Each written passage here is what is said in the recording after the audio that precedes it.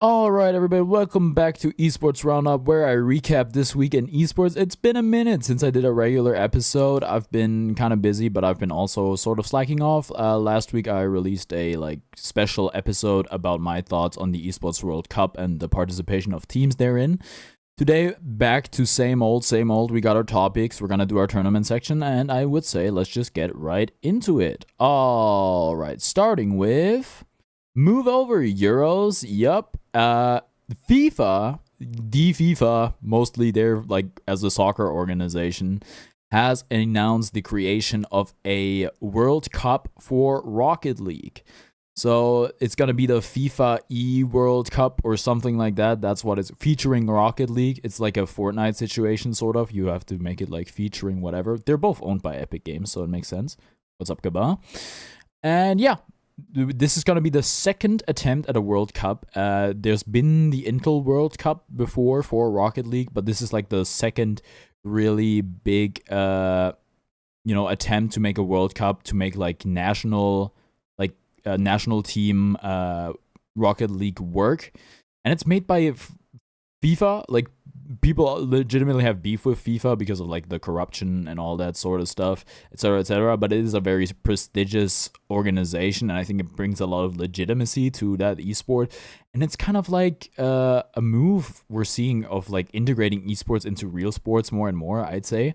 Because now the IOC is talking about adding some, actual real esports to the Olympics, and it's like, oh, we might be close to like having sports and esports like on the same scene, on the same on the same events. So that's really interesting. I think it's really exciting for Rocket League fans and Rocket League players, because like it might just become the most prestigious Rocket League tournament. Who knows? Maybe it's still the RLCS, but I think it's a great idea, and I'm excited to see what happens. All right, topic number 2, stack the deck. Yes, Amaranth has joined a Houston org, Wildcard Gaming, as a co-owner. Wildcard just went through a big rebrand, in my opinion. The new logo and branding looks a lot better. I've known Wildcard for a while because of their Dota team. The logo was kind of whatever. They had some really cool teams. They didn't have the most success, but they're not in Dota anymore. They're invested in Counter-Strike and a bunch of other esports. And yeah, Amaranth joins Wildcard as a co-owner. And this is something we're seeing more and more. Like the streamer, content creator, esports team. Now, the team's not branded after her or whatever, but you got your DSGs, your Disguised Toast teams, you got the Moist Moguls, Charlie and Ludwig, all that sort of stuff. It's becoming more and more popular. And if you think about it, it makes a lot of sense. Also, oh, dude, I just hit a freaking... I hit a hotkey that didn't know I existed. What happened? I hit, I don't know, something on my keyboard, and it just changed the scene. That's crazy. No. What I was going to say, Amaranth, she's a business mogul. We know this, right? She runs, like, a freaking gas station or something. So she's pretty savvy in the ways of making business. So I think this is probably a good collaboration. I'm excited to see how it works out.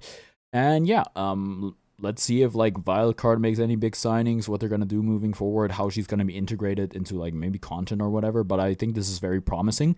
And yeah, let's see what they do with it.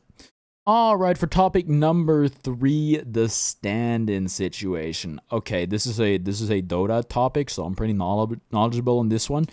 All right, the closed qualifiers for the international just happened, and this one's related to the European closed qualifier, more specifically OG, because Seb had to miss a game to witness the birth of his child. Now, for that game that he missed, they got a stand-in. No big deal, right? They get a stand-in. Everything's good and well, right? Nah, not quite, because they would only let them use the stand-in for that one game against Nigma Galaxy, and for the next game, since they beat Nigma Galaxy and I believe the lower bracket, for the next game they were not permitted a stand-in. They were only permitted a stand-in for one game, which meant either they get disqualified or Seb stops being with his newborn child to play Dota. And how did we get here? I mean, like, this was outlined before the tournament, right? They were pretty clear on it, PGL, towards OG, that they're not going to be making an exception, that they're not going to give them another stand-in, that they're not going to let them use the same stand-in twice or whatever. But the question is why. It's not like OG sprung this on them. In their statement, they were pretty upfront about the fact that they were like, hey, we communicated with PGL for a while because, you know, a due date does exist. People like are like, hey, this is probably gonna happen during the close qualifiers. And it's like, they didn't really even have the option to sign up with a different roster. Like, you could have just said, okay, then play the qualifiers without Seb entirely, which is like, that's totally fair, right? But since they were invited to the close qualifiers, I'm fairly sure they couldn't even do that. So yeah, kind of not the move on PGL's side to make Seb choose between playing the qualifiers and being with his newborn child and wife. So yeah, what happened? Seb played the freaking game. They lost to Navi Jr. I think it was a 2-0.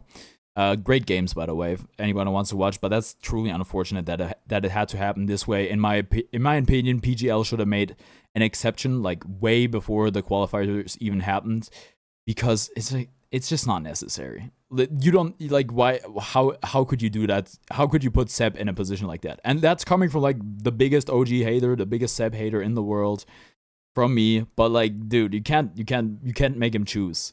You can't make him like choose between like getting his team disqualified and being there for his wife and child.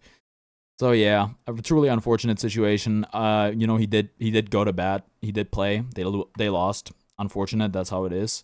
But yeah, also Snaking got pretty involved on Twitter. He was going in on OG. I don't know. He was hating, man. It was crazy. I don't know why. I think he deserves to talk his shit, honestly, because he's like on the best team right now. But at the same time, it seemed kind of weird and out of place. Okay, we're gonna move on to our topic section. Bear with me real quick while I set that up. Just gotta start the PowerPoint. Presentation.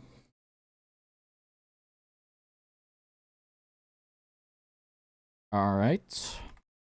Where's my OBS? No, it got the wrong one. All right, here we go.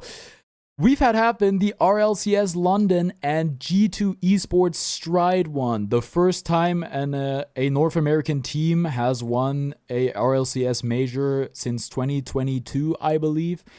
Congratulations to G2 Esports Stride. Okay, moving on. We've had the closed qualifiers happen for the international. I'm just going to go over all the teams. In North America, Nouns won. Congratulations to Nouns. In South America, Heroic and Beast Coast qualified. Congratulations to them. In Western Europe, Entity and Tundra qualified. Congratulations to them. In Eastern Europe, OneWin won. Congratulations to them. And in China, Team Zero, I believe. It's the Pano team. The Pano team, Team Zero, I want to say.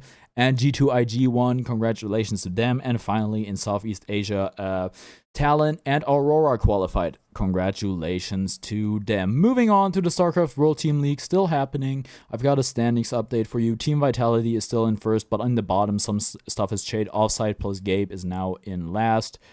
And yeah, then we've also had happen, I believe this is like a week ago or so, but I didn't go live with Esports Roundup, so I didn't talk about it, but you gotta talk about it because it's important. We've had tipped off happen by Nouns, actually. I talked about this at some point. They did sponsor the event, and Mango won. Congratulations to the GOAT, taking home another trophy.